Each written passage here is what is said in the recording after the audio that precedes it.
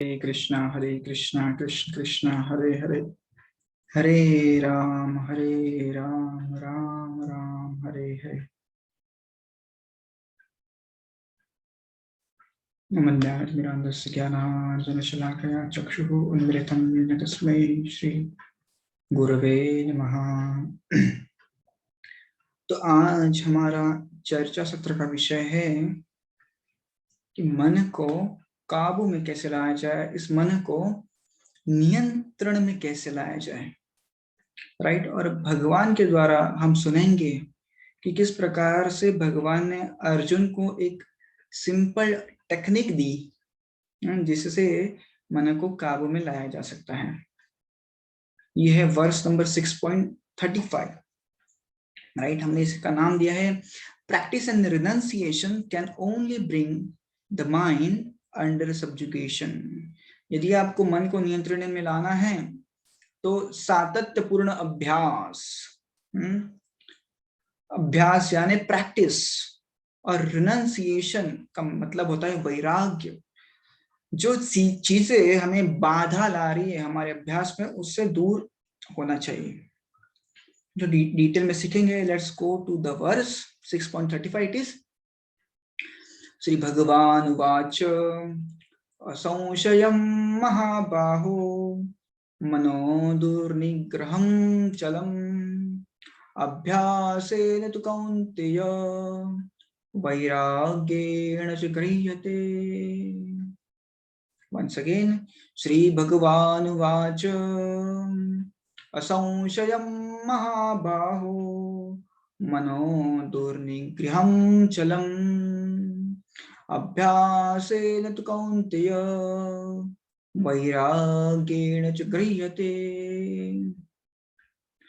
तो भगवान अर्जुन को बता रहे हैं कि अर्जुन, जो बात आप कह रहे हैं कि मन को काबू में लाना कठिन है वगैरह वगैरह वगैरह, सब ठीक है।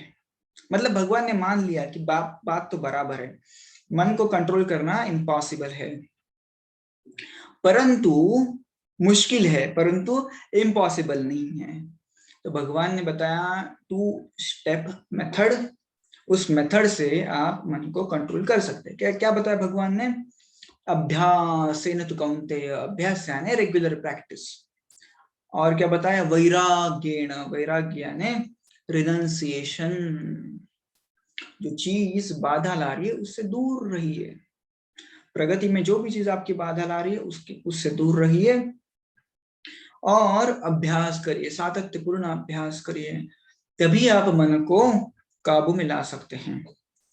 तो देखते हैं अर्जुन का सवाल क्या था, क्यों भगवान ने ऐसा उत्तर दिया। अर्जुन ने पूछा 6.34 में, चंचल ही मनः कृष्ण प्रमाथि बलवत् दृढ़म् तस्याहं निग्रहं मन्ये वायोरीव सुदुष्करम्। चंचल ही मनः कृष्ण, कृष्णा मेरा जो मन है ना बड़ा चंचल है। क्या आपको लगता है कि आपका भी मन बड़ा चंचल है? अभी इस क्लास में है, परंतु इमीडिएटली वो उड़ सकता है। यदि ध्यान नहीं देंगे ना उसके ऊपर, वो चला जाएगा, पेरिस चला जाएगा, कहीं पे भी जा सकता है वो। इस मन का कुछ भी भरोसा नहीं है। और 6 चैप्टर में हम ये बार बार देख रहे हैं कि किस प्रकार से इस मन को काबू में लाना जरूरी है। जैसे हमने देखा पहले कि मन को कंट्रोल करना चाहिए, वो हमारा मित्र भी हो सकता है, हमारा दुश्मन भी हो सकता है, राइट। मन के उद्धरेत आत्मान आत्मानं नात्मानं अवसादयेत आत्मैव हि आत्मनो बन्धु आत्मैव हि रिपुरात्मनः, राइट। बार बार कृष्ण अर्जुन को इस मन के बारे में समझा रहे हैं। और अभी ये एंड हो गया है, फाइनल वर्डिक्ट भगवान ने दे दिया कि अभ्यास है तो कौन्तेय, हे कौन्तेय तो हर रोज प्रैक्टिस कर, और दूसरी चीज रिनंसिएशन कर, वैराग्य कर, जो भी चीज तेरे को बाधा ला रही है ना उससे दूर रहे। तो अर्जुन ने पूछा, मन बड़ा ही चंचल है, प्रमथशील है, दृढ़ है, बलवत दृढ़म, और बलवान भी है, जिद्दी है, उसका निग्रह करना वायु की तरह है। मैं वायु को कंट्रोल कर सकता हूं, परंतु इस मन को कंट्रोल नहीं कर सकता। सुदुष्करम, इतना कठिन है इस मन को कंट्रोल करना, मैं नहीं कर सकता। कृष्ण मुझे बताइए आप कुछ। तो कृष्ण ने बताया था, अभ्यास ने तो कौन्तेय वैराग्य थे, सिंपल फॉर्मूला है, हर रोज उसका प्रैक्टिस करिए और वैराग्य कीजिए। तो कठोपनिषद में एक सुंदर एक व्याख्या दी गई है, एनालॉजी आप कह सकते हैं, एनालॉजी दी गई है कि किस प्रकार से आप देख रहे हैं लेफ्ट हैंड साइड में मेरे, कि जो आत्मा है एक रथ के ऊपर बैठी है। तो ये रथ जो है, the chariot is compared to the body, right. और उस शरीर में चैरियट यानी रथ, रथ के ऊपर रथ को एक शरीर को एक रथ के कंपेयर किया गया है, रथ से कंपेयर किया गया है। और उस रथ में आत्मा है, कॉन्शियसनेस है, चेतना है, राइट। और उसी रथ में आप देख पा रहे हैं जो बुद्धि है, इंटेलिजेंस है, वो क्या कर रहा है, सभी घोड़ों को कंट्रोल कर रहा है। अब ये सभी घोड़े क्या हैं, उन्हें देखते हैं। ये सभी घोड़े हमारी इंद्रिया है, हमारी जिह्वा है, हमारा स्पर्श है, हमारे नाक यानी घ्राणेन्द्रिय है, हमारी कर्णेंद्रिय है, हमारी आंखें है, राइट। तो इन सारी इंद्रियों का कंट्रोल कौन करता है, निग्रह कौन करता है, वो बुद्धि करती है। और बुद्धि को मदद चाहिए होती है मन की। तो मन का कंपैरिजन रेल से किया गया है, मतलब वो रस्सी से। तो इंटेलिजेंस जो है वो रस्सी से, मन की सहायता से इन सारे इंद्रियों का निग्रह करता है, इन सारे इंद्रियों का कंट्रोल करता है, राइट।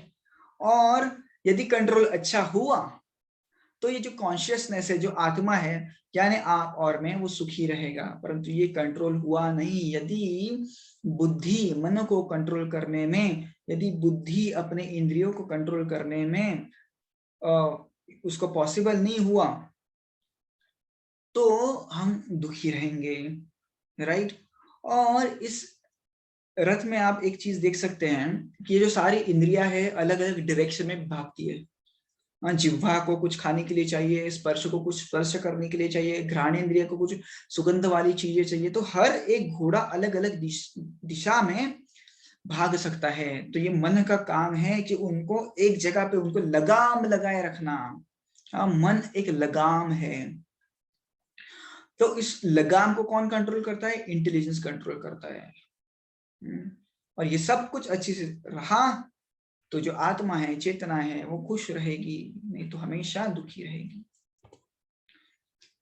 तो एक उदाहरण के तौर पर इस मन को कैसे कंट्रोल करना है हम देखेंगे। देखिए, जब हाथी होता है, जब मार्केट से जाता है ना, तो क्या होता है, इस दुकान से कुछ उठाएगा, उस दुकान से कुछ उठाएगा, इस दुकान को तोड़ मरोड़ देगा, उसका स्टॉल उठा के फेंक देगा, किसको कुछ भी कर सकता है हाथी। तो हाथी को कंट्रोल में रखने के लिए ना, माहौत क्या करता है, उसके मुंह में एक बांबू का टुकड़ा रख देता है, लकड़ी रख देता है उसके मुंह में। तो हाथी चबाते रहता है, राइट। और हाथी को लगता है मैं कुछ खा रहा हूं और कुछ तो जूस मुझे मिल रहा है, राइट। तो वो दुकानों को तोड़ता नहीं है, कुछ केले चुराता नहीं है, फल तोड़ता नहीं पेड़ों से, वो कंटिन्यूसली चबाते रहता है।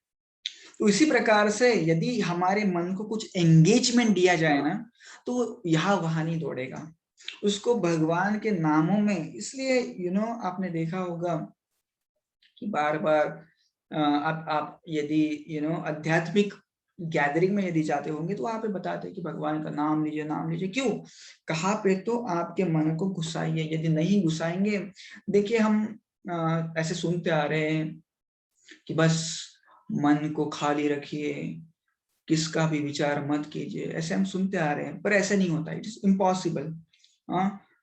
माइंड कभी भी नल नहीं हो सकता, वॉइड नहीं हो सकता। ऐसे नहीं हो सकता कि मन में कुछ विचार नहीं चल रहे, कुछ तो विचार मन में कंटिन्यूसली चलते रहते हैं। तो मन को कुछ पॉजिटिव विचार दीजिए, कुछ भगवान के नामों में उसको लगाइए, तो वो यहाँ वहां नहीं दौड़ेगा। जिस प्रकार से हाथी को कुछ खाने दिया जाए तो वो डिस्ट्रक्शन कम करता है, उसी प्रकार से। तो एक कहानी बताना चाहूंगा, ये वर्ष के ऊपर डिपेंडेंट है कि किस प्रकार से हमें हमेशा अभ्यास करना है और वैराग्य करना है। यदि कोई विद्यार्थी है, उसे परीक्षा में अच्छे मार्क्स लाने तो क्या करना पड़ेगा, उसे हर रोज अभ्यास करना पड़ेगा और उसे अपने मोबाइल से वैराग्य करना पड़ेगा। नहीं, मोबाइल दूर रहो, टीवी दूर रहो, राइट। तो इसी प्रकार से एक भक्त को उसकी साधना का अभ्यास करना है और जो भी चीजें उसकी भक्ति में बाधा लाती है उनसे दूर रहना है, तभी वो भक्ति में आगे बढ़ पाएगा, राइट। एक कहानी है, एक गांव में वरदराज नाम का बालक रहता था और ये बालक ऐसे कहते कि थोड़ा मंद बुद्धि था, राइट। और उसको गुरुकुल में डाला गया, तो गुरुजी ने उसके ऊपर बहुत सारे एफर्ट्स लिए। उसको पहले रो में बिठाते थे, खुद पर्सनली उसको पढ़ाते थे, पर फिर भी कुछ फर्क नहीं पड़ा, राइट। गुरुजी ने बहुत हार्ड वर्क किया उसके ऊपर, पर कुछ भी फर्क नहीं पड़ा। तो बाकी के बच्चे उसे बहुत चिढ़ाते थे कि ये मूड है, मंद है, वगैरह वगैरह वगैरह। उसे अच्छा नहीं लगता था। बच्चा अच्छा था वो, राइट, परंतु उसकी बुद्धि इतनी तेज नहीं थी। तो बाकी के बच्चे आगे आगे बढ़ते गए और ये उसी क्लास में बहुत सालों तक था। तो उसे बच्चे हंसते थे तो उसे बहुत बुरा लगता था। उसने सोचा कि चलो मैं छोड़ के जाता हूँ। उसे बर्दाश्त नहीं हुआ उसका अपमान, तो वो छोड़ के चला गया गुरुकुल और चलता गया, चलता रहा, चलता रहा, चलता रहा, भागते रहा और उसे प्यास लग गई। तो एक जगह पे वो रुका and he was just observing.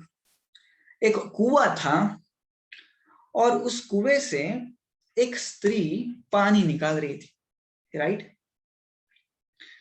पानी निकाल रही थी, बकेट उसने, बाल्टी जो थी डाली और पानी रस्सी से खींच रही थी ऊपर ऊपर ऊपर ऊपर। तो उसने ऑब्जर्व किया। क्या उसने निरीक्षण किया? उसने निरीक्षण किया कि रस्सी तो बहुत पतली है, परंतु बार बार घिस घिस के उस पत्थर के ऊपर भी निशान आ गए थे उस रस्सी के। अब ये तो पत्थर तो बड़ा कठिन है, पर फिर भी पत्थर के ऊपर रस्सी के निशान थे। तो उसने सोचा ये पत्थर के ऊपर रस्सी के निशान आ सकते हैं, तो क्या मेरा दिमाग इस पत्थर से भी कठिन है? क्या मैं इस पत्थर से भी मंद हूं? क्या मेरे दिमाग में पत्थर है?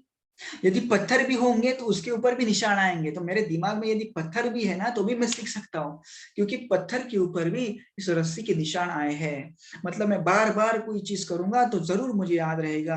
तो भागते भागते गुरुजी के पास गया, गुरुजी उसे खोज ही रहे थे, राइट। तो उसने गुरु जी के चरण पकड़ लिए, बोले मैं अभी कहाँ पे नहीं, कहीं पे भी नहीं जाऊंगा, आप मुझे कृपया सिखाइए। और उसने ठान ली और हर रोज अभ्यास करने लग गया। अभ्यास वैराग्येन च गृह्यते।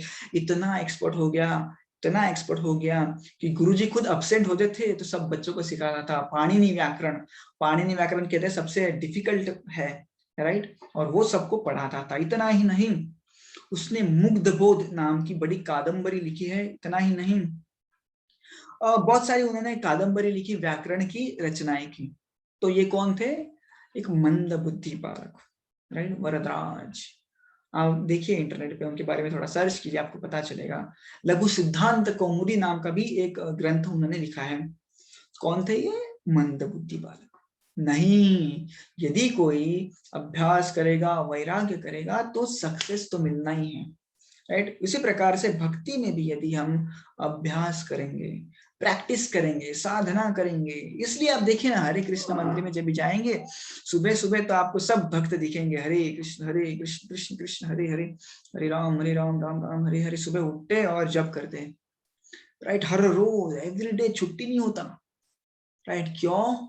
अभ्यास, प्रैक्टिस कर रहे हैं इस मन को कंट्रोल में लाने के लिए। और वैराग्य, सारी बुरी चीजों से दूर रहते हैं। हाँ, बाहर का नहीं खाना है, ये नहीं करना है, वो नहीं करना है, सिगरेट नहीं पीना है, जुआ नहीं खेलना है, दारू नहीं पीना है, परस्त्री घमंड नहीं करना है। ये सारी बुरी चीजों से दूर रहते हैं। क्यों? इस मन को कंट्रोल करना है। धन्यवाद। कुछ भी प्रश्न हो तो आज आप कमेंट बॉक्स में पूछ सकते हैं। हरे कृष्णा कृष्णा कृष्णा हरे